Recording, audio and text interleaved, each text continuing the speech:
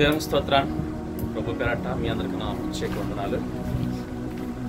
ఇంతవరకు దేవుని మనం ఆరాధన చేసాము అది కాబట్టి కొద్ది నిమిషాలు దేవుని వాక్యాన్ని ధ్యానం చేసుకున్నాం. చూడండి, ప్రభు మనల్ని ప్రేమించి మరొక నూతన దినాన్ని మనకు అనుగ్రహించాడు. ఈ నూతన దినాన్ని మనము మరి ప్రభు కృపను బట్టి ఆయన సన్నిధానానికి రావడం జరిగింది. దయచేసి గమనించండి, మరి ప్రభు మనల్ని ప్రేమించి మనకు ఒక నూతన దినాన్ని మనకు అనుగ్రహించాడు. ఇతను అనుభవం ఎందరికో మరి ఇచ్చాడు దేవుడు, కానీ వారు ఏం చేస్తున్నారు? వ్యర్థమైనటువంటి లోకపు పనుల కోసం పరిగెడుతూ ఉన్నారు.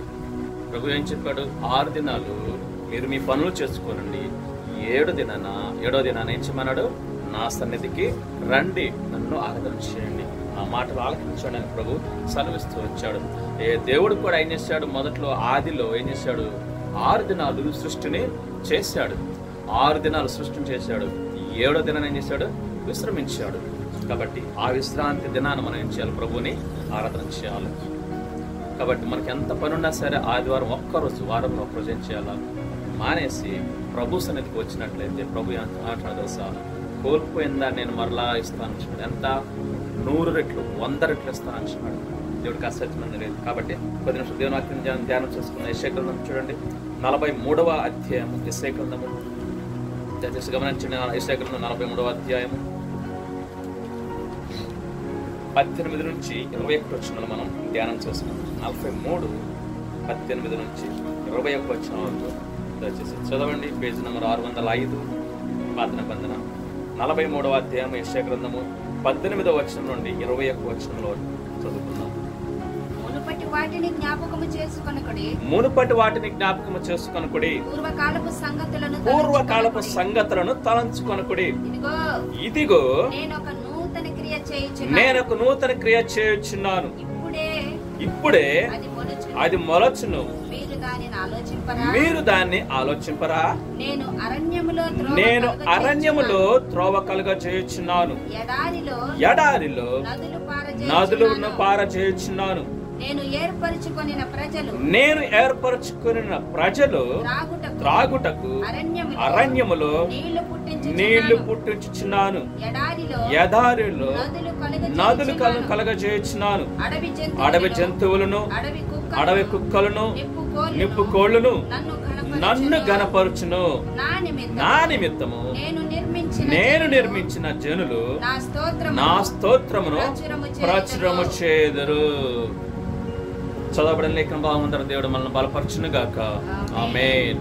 పిల్లలు గమనించండి, యెషయా గ్రంథము 43వ అధ్యాయము 18 నుంచి 21 వచనం మనము చదివాము. ఇక్కడ ప్రభు మనతో మాట్లాడుతున్నాడు.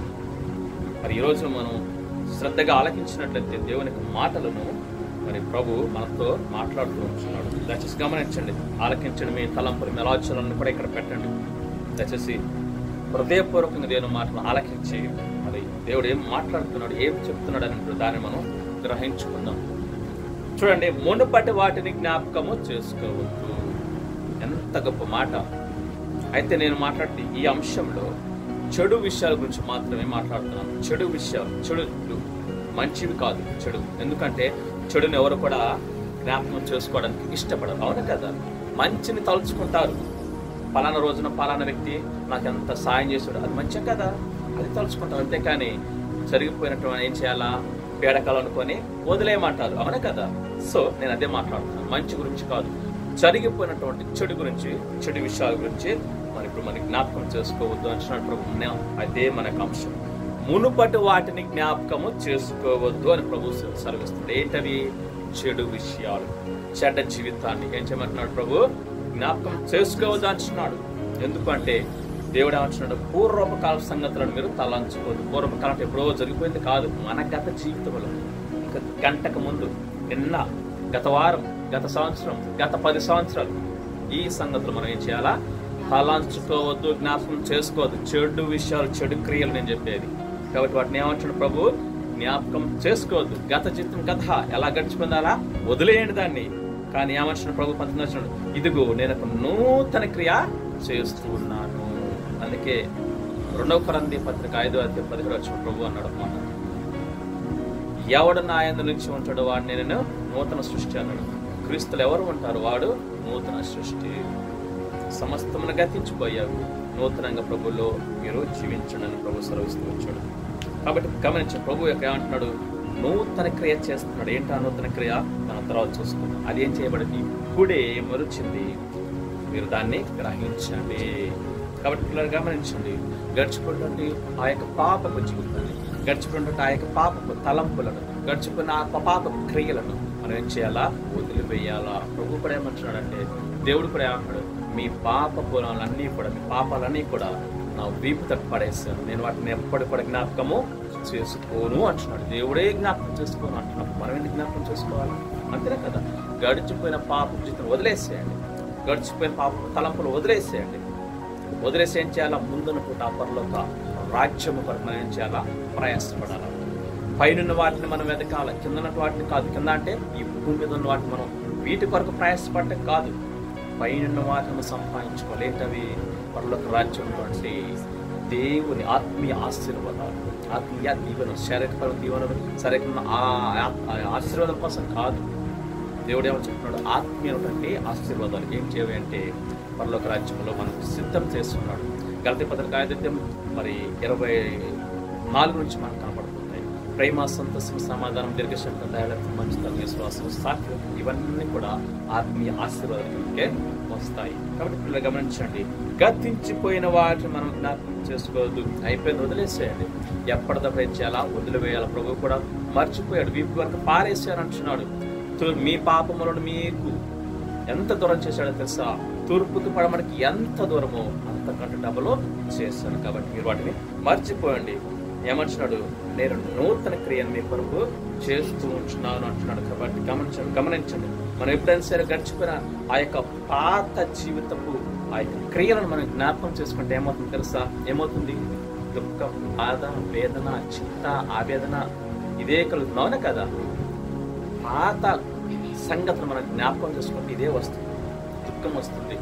ఆ బాధ, వేదన, ఆవేదన, చింత, మునేది తర్వాత వీటి వలన ఏమవుతుంది? కృంగిపోతారు. అలా కృంగిపోతే ఏం చేయబడతారు? 4 గదుల మధ్యనే ఉండిపోతారు. గత జీవితంలో ఉన్నట్టు. అవునా కదా? 4 గోడల మధ్యనే ఉండిపోయి కృంగుదల, ఎవరితో మాట్లాడటం ఇష్టం ఉండదు, బయటికి రావటం ఇష్టం ఉండదు. సాధారణ ఏం చేస్తాడంటే అలా తీసుకెళ్ళి డిప్రెషన్లో తీసుకెళ్ళిపోతాడు. ఎందుకంటే ఏదో ఒక బాధ పెడతాడు, ఏదో ఒక అనారోగ్య సమస్య పెడతాడు, ఏదో ఒక నీకు మాత్రమే తెలిసిన దాన్ని పెట్టేసి దాని ద్వారా ఏం చేస్తాడంటే వెనక్కి తీసుకెళ్ళిపోవడానికి ట్రై చేస్తాడు. ఎక్కడికి? నరకానికి తీసుకెళ్ళిపోవడానికి. డిప్రెషన్కి ఎప్పుడైతే డిప్రెషన్కి వెళ్ళిపోతావో ఏం చేస్తారు? వాళ్ళు ఈ భూమి మీద ఉండడానికి ఇష్టపడరు. ఏం చేస్తారు? డిప్రెషన్కి వెళ్ళిన వాళ్ళు ఆత్మహత్య చేసుకోవడానికి చూస్తూ ఉంటారు. అలా ఎంతో మంది చేశారు. మెర్లిన్ మడోనా పేరు విన్నారు అసలు ఎప్పుడైనా? మెర్లిన్ మడోనా ఆ యొక్క అమెరికా సినీ యాక్టర్, గొప్ప అందగత్తె. ప్రపంచంలో మొట్టమొదటి ప్లేస్ అవ్వాలి ప్రపంచ సుందరి. ఎప్పుడంటే 1960 ఆ సమయంలో మెర్లిన్ మడోనా ఆ యొక్క నటి ఏం చేసింది? చాలా అందగత్తె. అప్పుడు అమెరికా అధ్యక్షుడు పేరు నాకు గుర్తులేదు, కానీ ఆయన పెళ్లి చేసుకుంటాను ఆయన్నే తిరస్కరించాడు. నాకు వద్దు.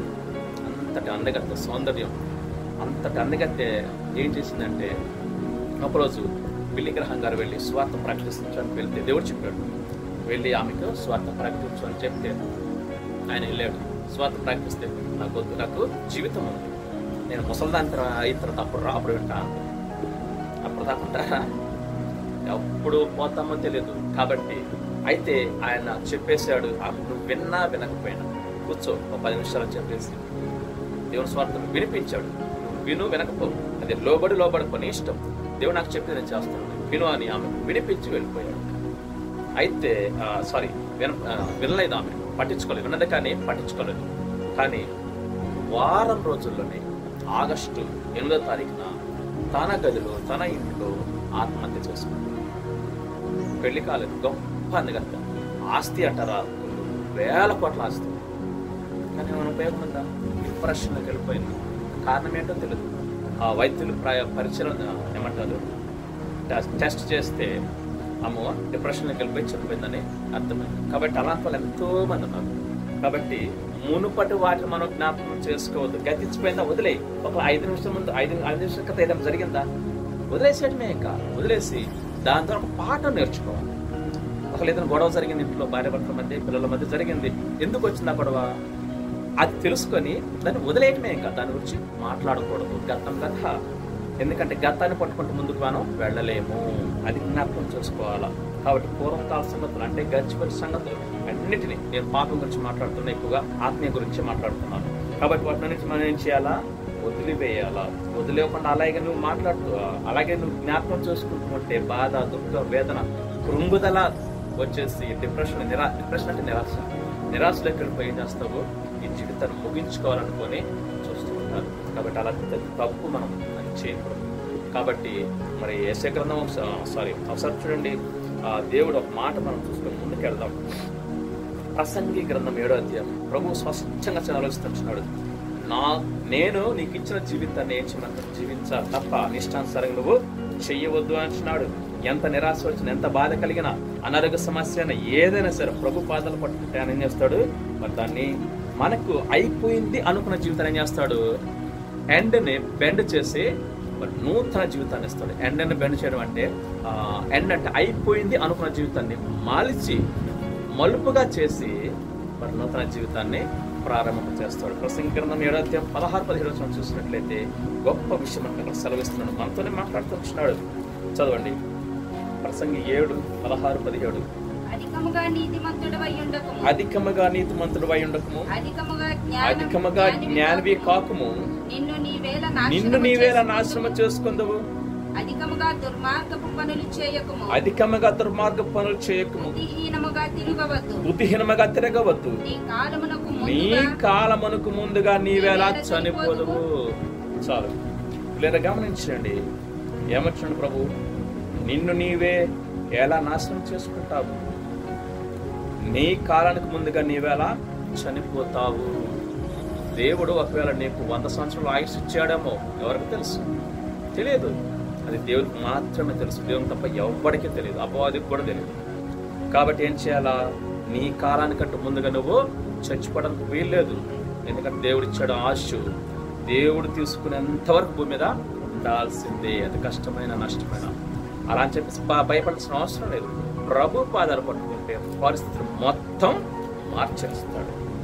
కాబట్టి పిల్లలు గమనించండి, నీవు నాశనం చేసుకోవద్దు, నీ జీవితాన్ని నువ్వు ముగించుకోవద్దు. ఎందుకు అంటే ప్రభు ఏం చేస్తాడు? లెక్క అడుగుతాడు. ఈ జీవితాన్ని ముగించిన తర్వాత మరి ప్రభు మనకు లెక్క అడగబోతున్నాడు. ఆ దేవుని మనం ఏం సమాధానం చెప్తావు? నేను నీకు ఇచ్చిన జీవితాన్ని నువ్వు ఎందుకు నాశనం చేసుకున్నావు? నీకు ఎవడిచ్చాడు అధికారం అని ప్రభు అడిగితే ఏం చెప్తావు? నేను చెప్పలేను. దానికి తగిన శిక్ష దేవుడు వేస్తాడు. ఎందుకంటే నా మాట వినలేదు కాబట్టి ఏం చేస్తాడు? శిక్ష వేస్తాడు. అలా కాకుండా ఒకళ్ళని కష్టం, నష్టం, అనారోగ్య సమస్య ఉండొచ్చు, బాధ, ఇబ్బంది, ఇరుకు ఉండొచ్చు, ఆర్థిక సమస్య ఉండొచ్చు, కానీ వాటన్నింటిని తీర్చే శక్తిమంతుడు ఎవరు? దేవుడు. ఆయన దగ్గరకు వచ్చి ఇది నా పరిస్థితి అని కన్నీటితో ప్రభు పాదాలు కడుగు, దేవుడు పరిస్థితి మొత్తం మార్చేస్తాడు. కాబట్టి మగ్దలేన మరియ కూడా ఎన్నో పాపాలతో ఉంది. మరియమ్మ అనేటువంటి వ్యక్తి ఎన్నో పాపాలతో ఉంది, వ్యభిచారమైన పాపంతో ఉంది. అయినా సరే ఆమె ఆశపడుతుంది, నేను దీని నుంచి రావాలని ఆశపడింది. కానీ కొంచెం కష్టం అనిపించింది. ఆ యొక్క విడుదల కోసం కోరుకొని ఏం చేసిందంటే ప్రభు పాదాలు కన్నీటితో కడిగింది. విలువైనటువంటి అత్తరు తీసుకొచ్చి ప్రభు కూసింది. ఎందుకు? ఆ యొక్క విలువైన జీవితాన్ని నీకు అర్పిస్తానన్న సూచనగా. ప్రభు ఇక నుంచి నేను పాపం చేయను, నాకు సహాయం చేయమని ప్రభువుని అడిగింది. ప్రభు ఆమె పాపాలన్నీ క్షమించేసి ఏం చేశాడు? నూతన జీవితాన్ని ఇచ్చాడు, నూతన వ్యక్తిగా చేశాడు. ఆ రోజు నుంచి ఆమె ఏం చేసింది? ప్రభు సువార్త అద్భుతంగా చేసింది. కాబట్టి ఇలా మనం గమనించండి, దేవుడు మనకి ఇచ్చిన ఈ జీవితాన్ని మన ఇష్టానుసారంగా జీవించడం కోసం కాదు. దేవుడు లెక్క అడుగుతారు ఒకనొక రోజు. కాబట్టి అది మనం జ్ఞాపకం చేసుకోవాలి. కాబట్టి భవిష్యత్తును దేవుడు నీకు అద్భుతంగా చేసేవాడు మన దేవుడు ఉన్నాడు. కాబట్టి భయపడాల్సిన అవసరం లేదు. అటు గొప్ప దేవుడు మనకి మరి సహాయకుడిగా ఉన్నాడు. నీ పరిస్థితులన్నీ మార్చేస్తాడు, నీకు మేలుకరంగా చేస్తాడు. నీ భవిష్యత్తుని ప్రభువుకు లోబడితే చాలు, ప్రభు మాటకి వింటే చాలు. కాబట్టి గమనించండి, అనేకులు కూడా దేవుని సన్నిధికి నడిపించే గొప్ప యోగ్యతను నీకు దేవుడు దయచేస్తాడు. కాబట్టి గమనించండి, దేవుడు లెక్క అడుగుతాడు, తప్పకుండా అడుగుతాడు, ప్రతి మనిషిని అడుగుతాడు. 2 కొరింథీ పత్రిక 5:10 చూడండి, అక్కడ ప్రభు మాట సెలవిస్తున్నాడు. ఏమంటున్నాడు? ప్రతి మనిషికి అది మనం చేసిన ప్రతి క్రియను దేవుడు లెక్క అడగబోతున్నాడు. రెండవ కొరింథీ పత్రిక 5వ అధ్యాయం 10వ వచనంలో, ఎందుకనగా తాను జరిగించిన క్రియల చొప్పున, అనగా అవి మంచివైనను సరే చెడ్డవైనను సరే, దేహంతో జరిగించిన వాటి ఫలమును ప్రతి వాడు పొందినట్లు మనమందరమును క్రీస్తు న్యాయ పీఠం ఎదుట ప్రత్యక్షము కావాలి అను. చూడండి, దేవుని వాక్యం స్పష్టంగా సెలవిస్తుంది. మన జీవితాన్ని మనం ముగించుకోవడానికి వీలు లేదు. దేవునికి అప్పగిస్తే అది ఏదైనా ఏం చేస్తాడు, దాన్ని పూర్తిగా మార్చేస్తాడు. ఎప్పుడు దేవుని సన్నిధికి వచ్చినప్పుడు, దేవునికి నీ జీవితాన్ని అప్పగించుకున్నప్పుడు, దేవుడే నీ జీవితాన్ని పాలిస్తాడు, దేవుడే నీ కుటుంబాన్ని పరిపాలిస్తాడు, దేవుడే నీ కుటుంబానికి రాజుగా ఉంటాడు. అప్పుడు ఏ బాధ, ఏ చింత, ఏది అనారోగ్యమో ఉండదు. ప్రభువుకి తెలియకుండా ఏది రాదు. ప్రభు కాపుదల, గొప్ప కాపుదల మనతో ఉంటుంది. కాబట్టి మనము చేసే పనులే రేపటి రోజు మనకు సాక్ష్యంగా ఇస్తాయి అక్కడ పరలోక రాజ్యంలో. ఆ పనులను బట్టి మనకు ప్రతిఫలం దేవుడు ఇవ్వబోతుంటున్నాడు. మనమందరము దేవుని న్యాయపీఠం ఎదుట ప్రత్యక్షం కావాలి. ఎందుకు అంటే మనము దేహంతో జరిగించిన క్రియలను బట్టి, అవి మంచివైనా సరే చెడ్డవైనా సరే, మంచివైతేనేమో దేవుడు మెచ్చుకొని, బడా నమ్మకమైన మంచి దాసుడా, నీ కొరకు పరలోక రాజ్యము సిద్ధపరచబడి ఉంది, ఆ రాజ్యంలోనికి స్వతంత్రించుకుంటాడు. అవి చెడ్డ క్రియలైతే, దేవునికి వ్యతిరేకంగా చేసినట్లయితే ఏమంటాడు తెలుసా, నీవు నా మాట వినలేదు కాబట్టి నువ్వు నిత్య నరకాగ్నికే వెళ్ళిపో అంటాడు. దేవునికి ఎదురు చెప్పే తమ్ము ఎవరికి దేనికి లేదు. కాబట్టి గమనించండి, మనము ప్రభువుకి మరి ఇష్టంగా జీవించాలి. అంతేకాదు, యేసయ్య గ్రంథం 66:13 ఒకరి తల్లి వారిని ఆదరించినట్లుగా నేను మిమ్మల్ని ఆదరిస్తాను అంటున్నాడు. కాబట్టి మనం డిప్రెషన్లోకి వెళ్ళాల్సిన అవసరం లేదు. బాధలు ఉంటాయి, కష్టాలు ఉంటాయి, ఎరుకలు ఉంటాయి, అనారోగ్య సమస్యలు ఉంటాయి, ఆర్థిక ఇబ్బందులు కూడా ఉంటాయి. అంత మాత్రం మనం భయపడాల్సిన అవసరం లేదు. నీ సమస్యను బట్టి ప్రభు సన్నిధిలో, మందిరంలో దేవుని పాదాలు పట్టుకో, గంటలతో ప్రభుని అడుగు, తన వాగ్దానం బట్టి అడుగు. అయ్యా, నా నామమున ఏం అడిగనిస్తానన్నావు కదా, మరి నీ నామాన్ని నేను అడుగుతున్నాను, నాకు ఇవ్వు అని అడుగు. దేవుడు తప్పకుండా ఇస్తాడు. దేవుడు కదిలో వస్తాడు నీ ప్రార్థనకి. అన్న అడిగింది సమయలు గ్రంథంలో, మొదటి సమయాలు, తనకి బిడ్డలు లేదు, తోటి ఏమంటారు ఇద్దరు భార్యలు, తోటి కోడలు, తను అడిగి హేళన చేస్తూ ఉంది హన్నాని, నీకు బిడ్డలు లేరు అని హేళన చేస్తుంటే తట్టుకోలేక, ఏ స్త్రీ అయినా ఏం కావాలని కోరుకుంటుంది, మాతృత్వం కావాలని కోరుకుంటుంది. హన్నాకి బిడ్డలు లేరు. దేవుడు కొద్దిగా ఆలస్యం చేశాడు. ఎందుకు అంటే ఒక నేర్పించడం కోసం, హన్నాకి నేర్పించడం కోసం ఆలస్యం చేశాడు. అప్పుడు ఏం చేసింది హన్నా, ప్రభు మందిరానికి వెళ్ళిపోయింది. ఇంట్లో కూడా కాదు, ప్రభు మందిరానికి వెళ్ళిపోయి ఏం చేసింది, కన్నీటితో ప్రార్థన చేసింది. ప్రార్థన చేయటం మాత్రమే కాదు, సమర్పించుకుంది. ఏమని, దేవ నువ్వు నాకు మగ బిడ్డనిస్తే నేను నీకే చేస్తాను. అంటే అర్థం ఏంటి, నీ పరిచర్యలో, నీ పని నిమిత్తం నీకు ఇస్తానంటే, అప్పుడు ఎప్పుడైతే ఆమె తీర్మానం చేసుకుందో, ఆ తీర్మానం దేవుడు చూశాడు, ఆ ప్రార్థన దేవుడు ఆలకించాడు. అది నేర్పించడం కోసమే దేవుడు ఆమెకు ఆపాడు. దేవుడికి ఇవ్వలేక కాదు, దేవుడు మాట సర్విస్తే చాలు ఏదైనా జరిగిపోతుంది. కాబట్టి దేవుడు ఆమెకు అది నేర్పించాడు, తన నోటి ద్వారానే పలికించాడు. అలా పలికించడం కోసం దేవుడు ఆలస్యం చేశాడు. మన జీవితాలు కూడా అంతే. కొన్నిసార్లు దేవుడు మనం అడిగిన వాటన్నిటికీ జవాబు ఇవ్వడం. ఎందుకంటే ఏదో కారణం ఉంటుంది, అది మనం నేర్చుకోవడానికి, అది మనం గ్రహించడానికి, ఆ రీతిగా జీవించడం కోసం ఎదురు చూస్తూ ఉంటాడు. మన నోటితోనే పలికించే గొప్ప దేవుడు. కాబట్టి దేవునితో మనం పోరాడొద్దు, దేవునికి వ్యతిరేకంగా వెళ్ళొద్దు. దేవుడు అన్నాడు యోహాను సువార్త 15:4 నాకు వేరుగా ఉండి మీరేమీ చెయ్యలేరు. లోకమంతా ఏకమైనా సరే దేవుడు మనతో ఉంటే లోకం మనల్ని ఏమీ చేయలేదు. అదే దేవుడు లోకమంతా నీతో ఉంది, దేవుడు నీతో లేడు. ఉపయోగం ఉందా? ఏం ఉపయోగం ఉండదు. దేవుడికి అసాధ్యమైనది ఏది లేదు. కాబట్టి భయం కలిగి ఉందాం. దేవుడు ఏం చెప్తే అదే చేద్దాం, నువ్వైనా నేనైనా సరే. కాబట్టి పిల్లలు గమనించండి, ఒకవేళ మనకు కలిగిన ఆ యొక్క పరిస్థితులను బట్టి మనం కృంగిపోవద్దు. కానీ ఏం చేయాలా? ప్రభు పాదాలు కన్నీటితో అడుగు. ఒకరికి ఏదైనా నేర్చుకోవాలన్నా అడుగు, ప్రభు సమస్తం సాధ్యమే. ప్రభు పాదాలు పట్టుకుంటే దేవుడే అన్నీ ఏం చేస్తాడు? అనుకూలపరుస్తాడు. ఏదైనా రావచ్చు, ప్రపంచమంతా ఏకమైన మీద దొమ్మిగా వచ్చినా సరే దేవుడు వాటినన్నింటిని పరిస్థితులన్నింటినీ మార్చేస్తాడు. దేవుడు వాగ్దానం చేశాడు ఏమని? నీకు విరోధముగా రూపింపబడిన ఏ ఆయుధము కూడా వర్ధిల్లదు. నీకు విరోధముగా గుంపు కట్టువారు నీ పక్షపు వారు అవుతారు. ఎప్పుడు నువ్వు ప్రభు పదాలు పట్టుకుంటే, ఎప్పుడు నువ్వు సరిగ్గా జీవిస్తే, సరిగ్గా అంటే పరిశుద్ధంగా జీవిస్తే, ప్రభు మాట నువ్వు ఆలకిష్టం అంటే ఏంటి? వినటం అంటే ఆ రీతిగా చేస్తే, ప్రభు ఏం చేయమని చెప్తున్నాడో అది చేస్తేనే అది లోబడినట్లు, అది చేస్తేనే విన్నట్లు. వినటం అంటే ఈ చెవులు విని చేయకుండా ఉండటం కాదు. ప్రభు చెప్పినట్లుగా జీవించినట్లు దేవుడు ఆదరించే గొప్ప దేవుడు, మనశ్శాంతినిచ్చే గొప్ప దేవుడు, సమాధానాన్నిచ్చే గొప్ప దేవుడు, శాంతినిచ్చే గొప్ప దేవుడు. అంత మాత్రమేనా? కాదు, మనకు కావాల్సినటువంటి అన్నీ ఇస్తాడు భూమి మీద. మనల్ని ఆశీర్వదించడానికే మనల్ని ఆయన పిలుచుకున్నాడు. మనల్ని దేనికోసం పిలుచుకున్నాడు? మొదటి పితపత్రిక 3:16 ప్రకారంగా మీరు ఆశీర్వాదములకు కారకులుగా ఉండడానికే పిలువబడ్డారు. మరి ఆశీర్వదించడానికి ఆయన ఇష్టపడుతున్నప్పుడు మనం ఎందుకు ఆ ఇబ్బంది, మరి అనాలోచితంగా, ఆలోచన లేకుండా కష్టాలు నష్టాలు అనుకొని మరి భయపడిపోయి దేవునికి దూరంగా వెళ్తున్నాం? పనులకు వెళ్ళాలి, దేవుడు పని చేయమన్నాడు. కానీ ఇప్పుడు మిగిలిన 6 రోజులు చేసుకోండి, కానీ ఆదివారం తప్పకుండా ప్రభు సన్నిధికి కనపడాలి. కాబట్టి గమనించండి, దేవుడు ఏమంటున్నాడు అంటే, మరి పౌలు గారికి కూడా అనేక శ్రమలు కలిగాయి.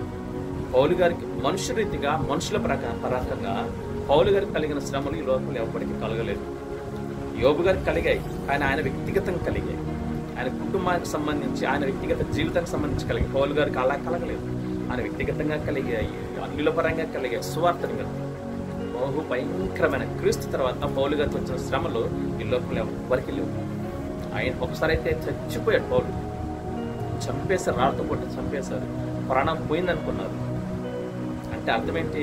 కోమాలకు వెళ్ళిపోయాడు, పూర్తిగా వెళ్ళిపోయాడు. బయటపడేశారు, రాళ్ళతో కొట్టి బయటపడేసి వెళ్ళిపోతే మరలా ప్రభు ఏం చేశాడు? ఆదరించాడు, మరలా అతన్ని లేపాడు, మరలా వెళ్ళిపోయాడు. మరలా అదే ఊర్లోకి వెళ్ళి మరలా ఏం చేస్తున్నాడు? స్వార్థను ప్రకటిస్తున్నాడు. అనేక శ్రమలు వచ్చిన కూడా మీకు చూపించగలడు, కానీ సమయం లేదు కాబట్టి మరి అటువంటి పౌలు గారు ఒకసారి అయితే ఆయన కూడా కృంగిపోయాడు శ్రమలను బట్టి. చచ్చిపోతే బాగుండే, మనకు అసలు ఆ మాట రాకూడదు, సాధారణంగా రాదు. కానీ కృంగిపోయి ఆ బాధలు భరించలేక, ఆయన కూడా మనిషే కదా, కానీ కృంగిపోయి చూపించమంటారా వచ్చిన కొంత పదులుగా మనకు కనపడుతూ ఉంటుంది. కాబట్టి గమనించండి, 2 కొరింథీ 1:4 ఆ బహుగా కృంగిపోయాడు పౌలు గారు. కృంగిపోతే నిరాశతో ఉండిపోయాడు. కానీ దేవుడు ఏమన్నాడు? మరలా ఆదరించి ఆ శ్రమలను తప్పించాడు. శ్రమలు మనకి ఎందుకు వస్తాయంటే, ఆ శ్రమలు వస్తేనే మనము ప్రభు పాదాలకు పట్టుకుంటాము. ఆ శ్రమలు వస్తేనే మనము పరిశుద్ధంగా జీవిస్తాము. ఆ శ్రమలు మనకు వస్తేనే వాటి విలువేంటన్నది మనకు అర్థమవుతుంది. ఒక పాటలో చూసారా? శ్రమలే నాకు అతిశయం, శ్రమలే నా ఆనందం, శ్రమల్లోని నేను ఉత్సాహం, నా విశ్వాసమే నా బలం. శ్రమలే నా అతిశయం, శ్రమలోనే ఆనందం, శ్రమలయందే ఉత్సాహం, విశ్వాసమే నా బలం. కాబట్టి శ్రమలు రావటం మనకు మంచిది. దావీదు కూడా మాట అంటాడు, శ్రమ కలగక మునుపు నేను త్రోవ విడిచాను. శ్రమ కలిగిన తర్వాత ఏం చేశాడంట? ప్రభు సన్నిధిలో, ప్రభు మార్గములో నడిచాడు. దేవుడు కూడా అంతే. మనం కూడా మన బిడ్డలు ఏం చేస్తాం? చెప్తాం వినడు, 4 తగిలించు వచ్చి చెప్పిన పని చేస్తాడు. అలాగే దేవుడు మన తండ్రి కాబట్టి ఆయన చెప్పినప్పుడు వింటేనేమో మనకు ఆశీర్వాదం, చెప్పినప్పుడు వినలేదనుకో ఆయనకి కోపం. దేవుడికి ఏం చేస్తాడు? చూస్తాడు వినలేదని చెప్పేసి దాన్ని నుంచి మొదలు పెడతాడు. అక్కడ దాకా తెచ్చుకోకూడదు. కాబట్టి శ్రమలు వచ్చినా సరే పింగిపోకుండా మనం దేవుని వైపు చూస్తున్నాం. ఆయన మనల్ని ఏం చేస్తాడు? ఆదరిస్తాడు. నిరాశ జీవితం నుంచి మనల్ని ఏం చేస్తాడు? మరి విడిపించి ఆశ కలిగిన జీవితాన్ని ఆయన మనకు ఇస్తాడు. కాబట్టి భయపడాల్సిన అవసరం లేదు. పరిస్థితి ఏదైనా సరే, అనారోగ్య సమస్య అయినా, ఆర్థిక సమస్య అయినా, కుటుంబ పరిస్థితులు ఎలా ఉన్నా సరే దేవుని వైపు చూడు. మనుషుల వైపు అస్సలు చూడొద్దు, మనుషులను అస్సలు ఆదరం చేసుకోవద్దు. రాజులను నమ్ముకున్నట కంటే ఏంటంట? రాజులను నమ్ముకున్నట కంటే యెహోవాను ఆశ్రయించటం మేలు. మనుషులను ఆశ్రయించటం కంటే దేవుణ్ణి ఆశ్రయించటం మేలు. మనుషులు ఏం చేయలేరు. అయ్యో అవునా అంటారు, అతను చేయం రాదు. కానీ దేవుడు అంటున్నాడు, నేను మిమ్మల్ని ఆదరిస్తాను, నేను మీ పరిస్థితులను బాగు చేస్తాను, నాకు మొర్ర పెట్టుము, నేను నీకు ఉత్తరం ఇస్తాను, నా నామమును మీరు ఏమడిగినా సరే నేను చేస్తానంటున్న గొప్ప దేవుడు. చెప్తున్నారు అన్నమాట, అవి కూడా చెప్పలేడు. కాబట్టి ఇలా గమనించండి, ఎంత పరిస్థితుల్లో ఉన్నా సరే, జీవితం ఇక అయిపోయింది అని చివరి క్షణంలో ఉంది అనుకున్నా సరే, దేవుడు ఏం చేస్తాడు, దాన్ని మరలా నూతనమైన జీవితంగా మార్చి అద్భుతంగా మనల్ని దీవించే దేవుడు. కాబట్టి అతి గొప్ప దేవుడు. అదే రీతిగా హనన్య, మిస్సయ్యలు, అజరయ్యలు కూడా ఏమనుకున్నారు, అగ్నిగుండంలో ఇక అయిపోయింది మా జీవితం, రాజుగా పడేసారు కూడా, ఇక ఇంతటితో అయిపోయింది అనుకున్నారు. అనుకుని ఉంటారు, మనుషులే కదా, ఇక చచ్చిపోయాం అంటే వాళ్ళు నిరాశపడలేదు. చచ్చిపోయినా సరే దేవుని కోసమే అనుకున్నారు. కాకపోతే ఏమనుకున్నారు, ఈ జీవితం ఇంతటితో ముగిసిపోయింది అనుకున్నారు. దేవునికి స్తోత్రం అనుకున్నారు. ఆయన వారు సిద్ధపడ్డారు చచ్చిపోవడానికి. కానీ వాడు దేవుడు ఎండ్ చేశాడు వారి జీవితాన్ని, ముగించాడు వారి జీవితాన్ని, ముగించలా. అద్భుతంగా అగ్నిగుండంలో కాపాడాడు. కనీసం ఇంటికి కూడా కాలేదు. అంత గొప్ప పెద్ద అగ్నిగుండం అది. వేసిన వారే చచ్చిపోయారు. హనన్య, మిస్సయ్యలు, అజరయ్యలను అగ్నిగుండం పడేసిన ఆ సైనికులే మాడి మసైపోయారు. కానీ వీరికి మాత్రం ఒక ఇంటికి కూడా కాలేదు, కనీసం వాసన కూడా రాలేదు. అప్పుడు ముగ్గురుని వేస్తే ఎంతమంది ఉన్నారు అగ్నిగుండంలో? 4 ఉన్నారు. నెబుకద్నెజరు రాజు చూస్తే ఆశ్చర్యపోయి ఏమొచ్చినాడు, జీవముగా దేవుని సేవించుతున్న సేవకులారా బయటికి రండి అప్పుడు అన్నాడు. అప్పుడు బుద్ధి వచ్చింది. ఏమంటున్నాడు, జీవముగా దేవుని సేవకులారా. మామూలుగా అనట్లా, ఆయన ఒప్పుకుంటున్నాడు జీవముగా దేవుడు మన దేవుడు అని. కాబట్టి గమనించండి, అయిపోయింది అనుకున్న జీవితాన్ని మరలా ప్రారంభం చేసే దేవుడు. ఆయనకు అసాధ్యమని తెలియదు. ఒక చచ్చిపోయినా సరే లేపే శక్తి దేవుడికి ఉంది. యెహెజ్కేలు గ్రంథం 37వ అధ్యాయంలో ఏమంటున్నాడు యెహెజ్కేలుతో, నరపుత్రుడా అంటే అక్కడ నరపుత్రుడని మాట్లాడుతూ వచ్చాడు దేవుడు. పెద్ద లోయ, ఎండిన ఎముకల లోయ అది. అక్కడికి వెళ్ళి మరి చెప్తున్నాడు, ఏమని చెప్తున్నాడు, నరపుత్రుడా ఆ ఎండిన ఎముకలకు ఆజ్ఞాపించు అంటే అప్పుడు ఆజ్ఞాపిస్తున్నాడు. ఆ ఎండిన ఎముకల్లారా మీలోనికి జీవం వచ్చినగా అన్నాడు, పలికాడు. ఎండిన ఎముకలన్నీ కూడా మాంసము, నరాలు అన్నీ వచ్చాయి. మనలాగా అయిపోయినాయి. ఆ చచ్చిపోయిన ఎప్పుడో చచ్చిపోయిన ఎముకలు అవి, అంటే ఎప్పుడో చచ్చిపోయిన మనుషులు, అవన్నీ ఏం చేయబోదు, మరలా ప్రాణం వచ్చేస్తుంది, జీవం వచ్చేసింది, దేహం వచ్చేస్తుంది, కళ్ళు అన్నీ వచ్చాయి. గొప్ప మహాసైన్యం అయిపోయింది. సాధ్యపడిందా లేదా? దేవునికి అసాధ్యం అని ఏదీ లేదు. కాబట్టి ప్రభు మీద ఆధారపడదాం, ప్రభు యొక్క సన్నిధిలో ఉంచుకున్నాం. కాబట్టి మన హృదయంలో వ్యాఖ్యలం అనేదాన్ని ఉంచుకోవద్దు. మన హృదయంలో కాబట్టి గమనించండి, మన హృదయంలో మరి చింత, వేదన అనేటువంటిది ఉంచుకోవద్దు. గమనించండి. కాబట్టి ఒకసారి తీతుపత్రిక 3వ అధ్యాయం 3వ వచనం చూడండి. తీతుపత్రిక 3వ అధ్యాయం 3వ వచనంలో ప్రభు మాట్లాడుతూ వస్తున్నాడు. మన ముగిసిపోయినటువంటి మునుపు పాత జీవితంలో మనం ఎలా ఉన్నామంటే పాత జీవితంలో పాపపు స్వభావంతో ఉన్నాము. కాబట్టి గమనించండి, పాత జీవితంలో పాపపు జీవితం కలిగి ఉన్నాము. కాబట్టి 3వ అధ్యాయము 3వ వచనం చూసినట్లయితే 198 పేజీ నెంబర్ 198 కొత్త నిబంధన పత్రికల 10 నిబంధనలు ఉంటాయి. చదవాలా 198 3వ అధ్యాయం 3వ వచనం. 198 పేజీ నెంబర్ 198 తీర్థపత్రిక 3వ అధ్యాయం 3వ వచనం చదవాలా తీయగానే. ఎందుకనగా మనము కూడా మునుపు అవివేకులమును, అవిధేయులమును, మోసపోయిన వారమును, నానా విధములైన దురాశలకును, భోగములకును దాసులమునై ఉండి దుష్టత్వమునందును, అసూయందును కాలము గడుపుచు అసహ్యులమై ఒకరినొకరు ద్వేషించుచూ ఉంటుమే. ఏమొచ్చినాడు, ఎలా ఉన్నామంట, పాత జీవితంలో అంటే గతించిన మునుపు పూర్వపు గత సంగతులు మీరు జ్ఞాపకం చేసుకోవాలంటున్నాడు. ఆ విషయంలో మనం ధ్యానిస్తూ వస్తున్నాం. పాత జీవితంలో ఎలా ఉన్నాం? పాత జీవితం ఎప్పుడుదో కాదు, గతించిపోయినటువంటి నిన్నటి నుంచే. ఇదంతా కూడా ఏమంట, పాత జీవితం. మునుపు ఎలా ఉన్నాం, మనము ఎలా వచ్చాము, లోకానుసారంగా ఎలా ఉన్నామంట, అవివేకులుగా ఉన్నాము, అవిధేయులుగా ఉన్నాము, దేవుని మాట వినకుండా ఉన్నాము, మోసపోయిన వారంగా ఉన్నాము. అనేక మంది చేతులు మనం మోసపోయాము లేదా? ముఖ్యంగా అపవాది చేతులు మోసపోయాము. అంతేకాకుండా నానా విధమైన దురాశల చేత పీడించబడ్డాం. దురాశ ఉందా లేదా? ఆశ ఉండటం వేరు, అంతకంటే ఎక్కువ కావాలనుకోవటం దురాశ. డబ్బు కొంచెం ఉండాలనుకోవటం పర్లేదు, అన్ని అవసరాలు ఉండాలనుకోవటం పర్లేదు, కానీ నాకు కోట్లు కావాలనుకోవటం దురాశ. ఇదే దురాశ, ఏదో కాదు. కాబట్టి దురాశలకు, భోగములకు మనం ఎలా ఉన్నామంట, దాసులుగా ఉన్నాం. భోగం అంటే అర్థం ఏంటి? మనకు లేనిది కావాలనుకోవటం, అంటే సుఖమైన జీవితం. కాబట్టి వీటికి మనం ఎలా ఉన్నాము, దాసులుగా ఉన్నాం. ఇవన్నీ కూడా దేని కిందకు వస్తాయి? పాపపు కిందకే వస్తాయి. అవన్నీ కూడా పాపపు లక్షణాలు, పాపపు క్రియలు. కాబట్టి అటువంటి పాపపు జీవితం మనం ఎలా ఉన్నామంట?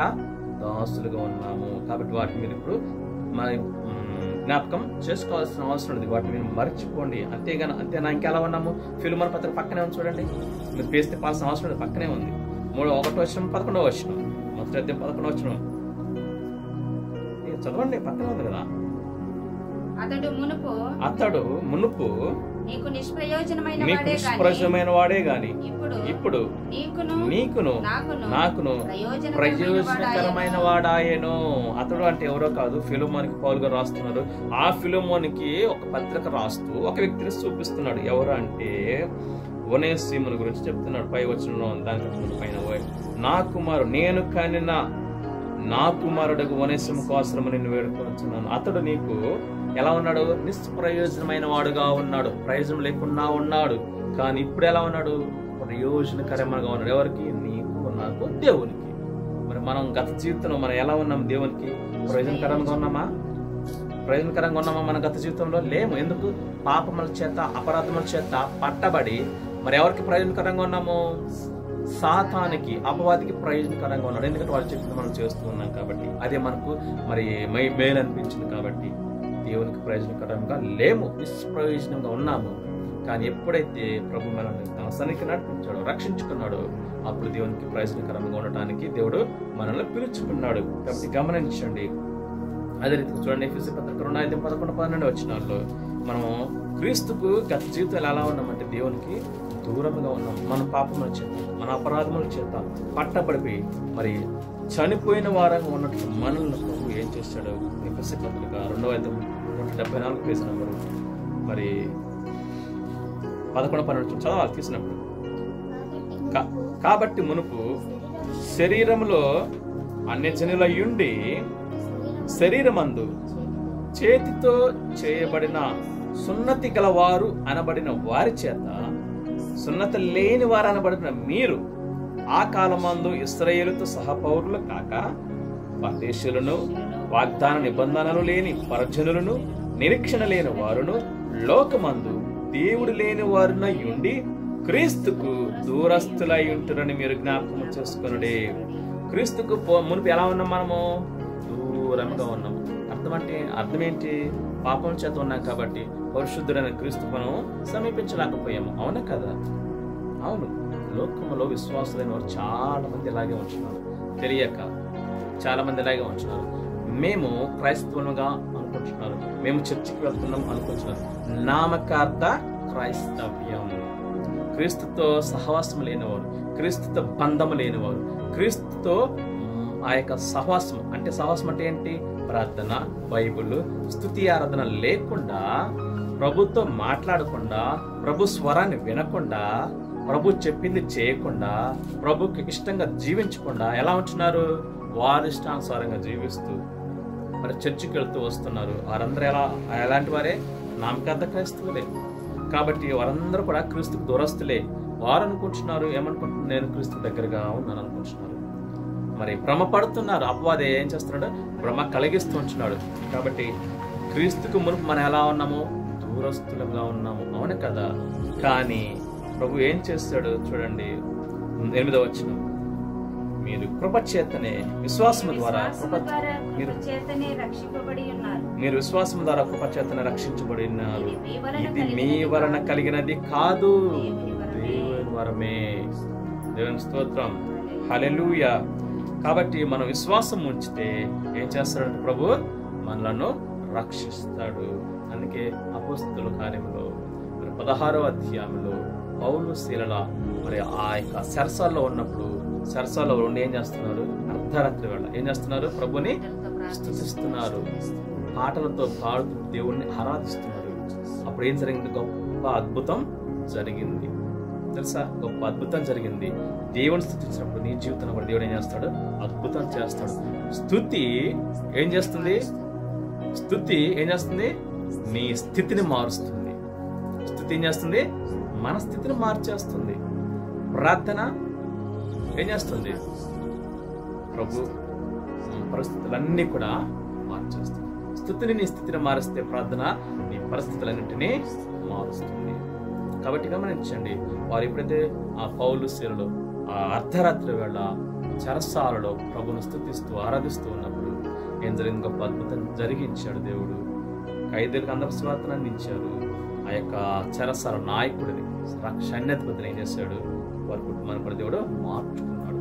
ఇప్పుడు అనుకున్నాడు, ఆయన రక్షణ పొందాలంటే ఏం చేయాలి? ఒక అన్యుడు అడిగాడు.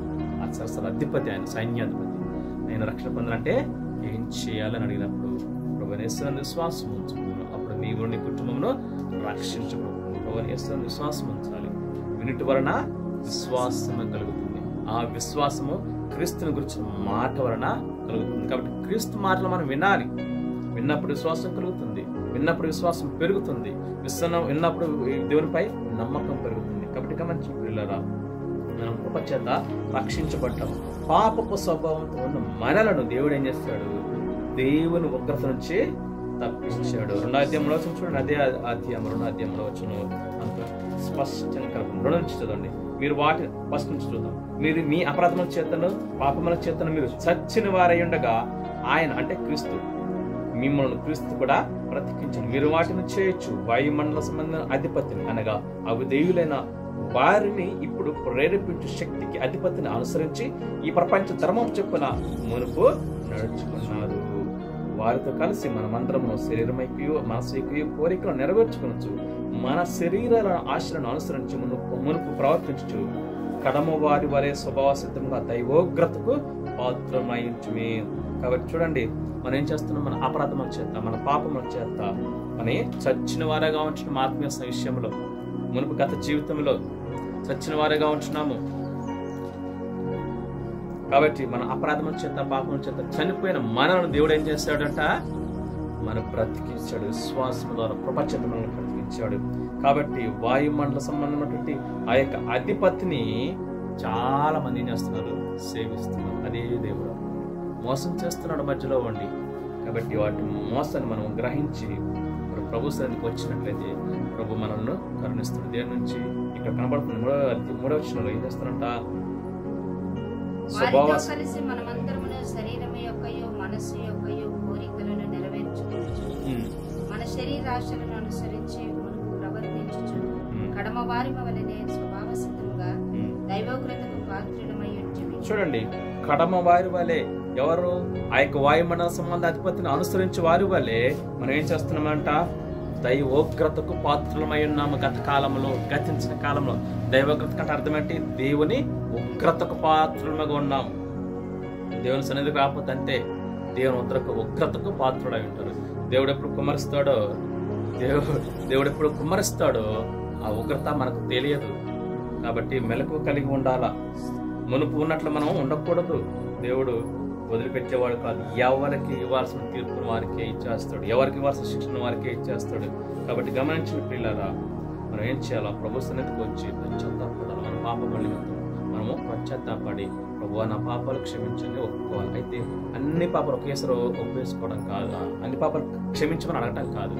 ఒక్కొక్క పాపాన్ని మనం ప్రభు సన్నిధిలో ఒప్పుకోవాలి. ఎందుకంటే మనం ఒక గోడ కడతాం, ఇటుక పెట్టి, ఇటుక మీద పెట్టి పెద్ద గోడ కట్టేస్తాం. అప్పుడు ఇల్లు ఉంటుంది. అలా గోడ కట్టినటువంటి ఆ గోడ పడేయాలంటే సాధ్యపడుతుందా? సాధ్యపడదు. ఎందుకంటే గట్టిగా ఉంటుంది. మన పాపాలు కూడా అలాగే ఉంటాయి.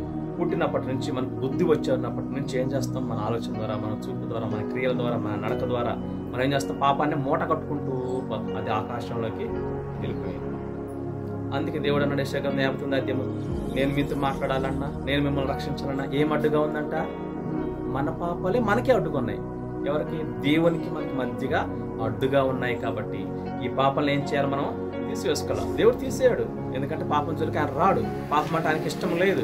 ఆయన పరిశుద్ధుడు. కాబట్టి దేవుడు ఏమంటున్నాడు? నీ పాపాన్ని నువ్వే తీసేయాలి. నువ్వు పాపాన్ని గోడలా కట్టుకున్నావు, నాకు కనపడకుండా, నన్ను నీ దగ్గరకు రానివ్వకుండా, నా సమాధానం నీ దగ్గరకు రానివ్వకుండా, నా యొక్క ఆశీర్వాదాన్ని నీ దగ్గరకు రానివ్వకుండా, నా కాపుదల నీ దగ్గరకు రానివ్వకుండా నువ్వు పాపాన్ని గోడలా పెట్టుకున్నావు. ఆ గోడ నువ్వే తీసేయాలి, నువ్వే కట్టుకున్నావు. అంటే ఎలాగంటే ఒక్కొక్క పాపాన్ని, అయ్యా పలానా సార్ నేను పలానా వ్యక్తితో ఈ తప్పు చేశాను, లేదా ఈ తప్పు మాట్లాడాను, లేదా వారిని కొట్టాను, కాబట్టి నన్ను క్షమించు. అయ్యా నేను సినిమా చూశాను, ప్రతిరోజు చూస్తున్నాను, నన్ను క్షమించు. ఇక నేను చెయ్యను. అయితే పాపాలు ఒప్పుకోవాలి. ఒక్కొక్కటి ఒప్పుకొని వాటిని ఏం చేయాలా? విడిచిపెట్టాలి. సామెతల గ్రంథం 28:13 ప్రకారం ఏమన్నాడు? తన అతిక్రమంలో దాచిపెట్టువాడు వర్ధిల్లడు, కానీ వాటిని ఒప్పుకొని విడిచిపెట్టువాడు కనికరం పొందును అని ప్రభు సెలవిచ్చినట్లుగా ఒక్కొక్క పాపాన్ని మనం ఒప్పుకొని విడిచిపెట్టినట్లయితే దేవుడు తప్పకుండా మనల్ని కరుణించి ఆ పాపము నుంచి తీసివేసి మరలా వాటిని మనకు దగ్గరకు రానివ్వడు. వాటిని మనం ఏం చేయాలా? తలుచుకోవద్దు. ఆ పాప జీవితాన్ని తలుచుకోవద్దు. ఆ పాప క్రియలను మనం మరలా చెయ్యవద్దు. తలుచుకోవద్దంటే ఏంటి? చెయ్యవద్దు అని ప్రభు సెలవిస్తున్నాడు. యోవేలు గ్రంథం 2:12-13 ఇప్పుడైనా సరే మీరు మనస్ఫూర్తిగా ఏం చేయాలంట? ఇప్పుడైనా సరే మీరు మనస్ఫూర్తిగా ఉపవాస ప్రార్థన ద్వారా దేవుని సన్నిధికి రండి అని ప్రభు సెలవిస్తున్నాడు. కాబట్టి గతించిన కాలమంత్య మరి మన దేవునికి దూరంగా ఉన్నాము, కానీ దేవుడు కరుణించి మరలా ఏం చేశాడు? తన సన్నిధికి మనల్ని నడిపించాడు. కాబట్టి ఇంత గొప్ప రక్షణ మనం నిర్లక్ష్యము చేస్తే ఎలా తప్పించుకుంటాం? రక్షణ ఇచ్చాడు దేవుడు. ఇదే మిక్కిలి అనుకూలమైన సమయము, ఇదేడే రక్షణ దినము. కాబట్టి ఆ రక్షణ మనము పొందుకోవాలి. ఆ రక్షణ నువ్వు పొందుకోవాలి. అప్పుడు నువ్వు రక్షించబడిన వాడవై, ప్రత్యేకింపబడిన వాడవై ప్రభువుకి ఇష్టంగా జీవిస్తావు. ఏదడిగిన సరే దేవుడు చేస్తాడు. దేవుడు నీతో ఉంచాడు. దేవుడు నువ్వు చేసే ప్రతి పనిని దేవుడు ఏం చేస్తాడు?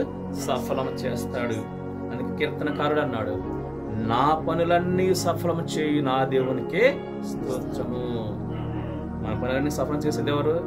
దేవుడే. మనం అనుకుంటాం నేనే చేస్తున్నాను, నా వల్ల అయింది అనుకుంటాం. నీకు ఆరోగ్యం ఇచ్చేదేవరు? నీకు జ్ఞానం ఇచ్చేదేవరు? నీకు బలం ఇచ్చేదేవరు? మరి ఇవన్నీ ఇచ్చిన దేవుడే. మన క్రియలు సఫలం చేసేది కూడా ఆయనే. ఆరోగ్యం ఇస్తేనే మనం పని చేసేది, తలంపు ఇస్తేనే కదా మనం చేసేది. కాబట్టి మన పనులన్నీ కూడా సఫలం చేయాలంటే దేవుడే. కాబట్టి పిల్లలు గమనించండి, ఇదే మీకు అనుకూల సమయము. కాబట్టి నేడు రక్షణ దినము. ప్రభు పాదాలు పట్టుకొని, ప్రభు నన్ను క్షమించు, నా పాపాలు అన్నీ నేను ఒప్పుకుంటున్నాను నువ్వు మోకరించి, ఎవరితో చెప్పాల్సిన అవసరం లేదు, దేవునికి చెప్పు. నేను ఈ పాపం చేస్తాను, నేను ఈ పాపం చేస్తాను, నన్ను క్షమించు. నేను ఒప్పుకుంటున్నాను. ఇప్పటికీ ఒప్పుకుంటాను. ఏదైనా తేలేక ఒక చేస్తే నిన్నటి దినము కానీ ప్రతిరోజు నేను క్షమించమని అడుగుతాను దేవుడిని. వ్యక్తిగతంగా అడగండి. 10 మంది అడగాల్సిన అవసరం లేదు. నీ పాపాలు వ్యక్తిగతంగా నీ కుటుంబంలో నీ గదిలో నువ్వు వ్యక్తిగతంగా ప్రభు పాదాలు, దేవా నేను ఇది తప్పు చేస్తాను అంటున్నావా? నేను తప్పు చేస్తాను, నన్ను క్షమించమని దేవుడు దాన్ని క్షమించి ఏం చేస్తాడు? తీసివేస్తాడు. ఒప్పుకున్నావు కాబట్టి. ఒప్పుకోకపోతే దేవుడు చేయడు. దేవుడు మర్యాదస్తుడు. మర్యాదిస్తాడు మనకి. ఎందుకంటే స్వేచ్ఛ ఇచ్చాడు. మరలా ఆ స్వేచ్ఛను తీసుకునేవాడు కాడు దేవుడు. కాబట్టి మనం ఈ రీతిగా జీవిస్తాం అంటున్నాం. కాదు, మర్యాదస్తుడు. మనం ఒప్పుకుంటేనే దేవ దీన్ని తీసేయి అంటేనే తీసేస్తాడు, లేకపోతే తీసేయడు. అలాగే ఉంటుంది. కాబట్టి గొప్ప దేవుడు మన పాపాలని మనం ఏం చేయాలా? ప్రభు పాదాలు ఒప్పుకున్నట్లయితే వాటిని తీసివేసి శాంతిని, సమాధానాన్ని, ప్రేమను అన్ని మనకు అనుగ్రహిస్తాడు. తనతో సహవాసాన్ని ఇస్తాడు. అందుకే ఆయన అంటున్నాడు, నా మాటలు మీలో నిలిచి ఉంటే మీరు ఏదైనా సరే నన్ను అడగండి, నేను మీకు చేస్తాను. కాబట్టి పిల్లలు గమనించండి. అంతేకాదు, ప్రయాసపడి భారం మోసుకుంటున్న సమస్త జనులారా నా యొద్దకు రండి, నేను మీకు విశ్రాంతిని కలెక్ట్ చేస్తాను, నేను మీకు శాంతిని ఇస్తాను, నేను మీకు మరి మనశ్శాంతిని ఇస్తాను, నేను మిమ్మల్ని ఆదరిస్తాను అంటున్నాడు ప్రభువు. కాబట్టి గొప్ప దేవుని సన్నిధికి వచ్చినట్టు కానీ దేవుడు మనల్ని ఏం చేస్తాడు? తప్పకుండా మరలా మనల్ని కడతాడు. యెషయా గ్రంథం 54:11-12 మీరు కోల్పోయిన మీ దేశంలో నేను మిమ్మల్ని కట్టుదును అంటున్నాడు. ఒకరు ఏదైనా కోల్పోయారా? పర్లేదు, భయపడాల్సిన అవసరం లేదు. మరలా పూర్వపు స్థితిని మరలా ఏం చేస్తాడు? కడతాడు. మరలా మీ యొక్క పడిపోయిన దావీదు గుడారాన్ని ఎలాగైతే కట్టాడు, మరలా అదే నీ జీవితాన్ని కూడా దేవుడు అద్భుతంగా చేస్తాడు. అనేక మందికి ఆశీర్వాదకరంగా చేస్తాడు. కాబట్టి గమనించండి. అంతేకాదు, యుద్ధ పత్రిక 3:5-7 ప్రకారంగా మనకు నూతన స్వభావాన్ని దేవుడు ఇస్తాడు. ఎప్పుడు మన పాపాన్ని మనం ఒప్పుకొని ప్రభు చెంతగా మనం మరి వచ్చినప్పుడు అప్పుడు ఏం చేస్తాడంట? తన పరిశుద్ధాత్మ వరం, చదవండి, పరిశుద్ధాత్మను మనకి మెండుగా దయచేస్తాడు. హెబ్రీ పత్రిక ముందు ఉంటుంది. ఇంతకుముందు చదివారు కదా. తీర్థ పత్రిక మొదటిగా చివరిగా ధ్యానం చేసుకుని మనం ముగించుకుందాం. 198 పేజీ నెంబరు 3:5-7 మనం చూసుకున్నాం. మనము నీతిని అనుసరించి చేసిన క్రియల మూలముగా కాక తన కనికరము చొప్పుననే పునర్జన్మ సంబంధమైన స్నానము ద్వారా పరిశుద్ధాత్మ మనకు నూతన స్వభావము కలుగచేయుట ద్వారాను మనలను రక్షించును. మనం ఆయన కృప వలన నీతిమంతులమని తీర్చబడి నిత్య జీవమును గూర్చిన నిరీక్షణను బట్టి దానికి వారసులమగుటకై ఆ పరిశుద్ధాత్మను మన రక్షకుడైన యేసుక్రీస్తు ద్వారా ఆయన మన మీద సమృద్ధిగా కుమ్మరించిన. చూడండి ఎంత చక్కగా దేవుడు సెలవిస్తున్నాడు. మనం చేసిన మంచి పనులను బట్టి మనం దేవుడు రక్షించాల. ఏంటంటే మనం చేసిన మంచి పనులను బట్టి కాదు, మనం చేసిన నీతి క్రియలను బట్టి కాదు, కానీ కేవలం తన యొక్క కనికరము చొప్పునే, కేవలం దేవుని యొక్క కృప చొప్పున మనమే ఇందాక చదువుకున్నాం కదా. ఎఫెసీ పత్రిక 2:12 మీరు విశ్వాసము ద్వారానే కృప చేతనే రక్షించబడ్డారు. ఇది మీ వల్ల కలిగింది కాదు. రక్షణ అనేది ఎవరి వల్ల కలిగింది? దేవుని వల్ల కలిగింది. దేవుని ఉచితమైన కృప అది. కాబట్టి ఇప్పుడు గమనించండి, మరలా పునర్జన్మ సంబంధమైన, పునర్జన్మ అంటే ఏంటి? మరలా మీరు తిరిగి జన్మించారు అని అర్థం. గతకాలం తప్పిపోయిన వారంగా ఉన్నాము. క్రీస్తుకు మునుపు మనం ఎలా ఉన్నాము? క్రీస్తుకు దూరస్థులుగా ఉన్నాము. కానీ ప్రభు ఏం చేశాడు? మరలా పునర్జన్మ సంబంధమైన స్నానము ద్వారా మనల్ని మరలా తనకు బిడ్డలుగా స్వీకరించాడు, పునర్జన్మనిచ్చాడు. కాబట్టి ఏం చేయబడ్డాము? మనము రక్షించబడ్డాము. అంతేకాదు పరిశుద్ధాత్మ ద్వారా మనకు నూతన స్వభావాన్ని దేవుడు కలగ చేశాడు. కాబట్టి మనం ఏం చేయాలంట? దేవునికి వారసులుగా ఉంటున్నాం కాబట్టి ఆ పరిశుద్ధాత్మను రక్షకుడైన యేసుక్రీస్తు ద్వారా మన మీద సమృద్ధిగా మరించాడు. ఎవరైతే పరిశుద్ధాత్మను పొందుకుంటారో వారు ప్రభువుకు విధేయులుగా ఉంటారు. ఎవరైతే పరిశుద్ధాత్మను పొందుకుంటారో వారు దేవుని చిత్తానుసారంగా జీవిస్తారు. మేడగదులు అపొస్తలుల మొదటి అధ్యాయం 2వ అధ్యాయం 120 మంది మేడగదులు ఏం చేశారు? పరిశుద్ధాత్మను పొందుకున్నారు. పొందుకొని దేవుని కొరకు అద్భుతంగా వారు జీవించారు. దేవుని కొరకు, దేవుని స్వార్థను అద్భుతంగా వారు చేయగలిగారు. కాబట్టి పిల్లలు గమనించండి, మనం కూడా పరిశుద్ధాత్మను పొందుకోవాలని ప్రభు మనకు సెలవిస్తున్నాడు. ఆ రీతిగా మనకు ప్రభు సహాయం చేస్తూ నడిపించును గాక. మోకరించండి, ప్రార్థన చేసుకుందాం. ప్రభు ఇంతవరకు తన యొక్క మాటల ద్వారా మాట్లాడుతూ వచ్చాడు. తన యొక్క మాటను మనకు వినిపిస్తూ వచ్చాడు. కాబట్టి ప్రార్థన చేసుకున్నాం. మునుపు జరిగిన సంగతిని మనము జ్ఞాపకము చేసుకోవద్దు. కాబట్టి ఆ రీతిగా మనము మన పాపపు స్థితిని, మన పాపపు క్రియలను కళ్ళు మూసుకుంటూ మోకరించండి.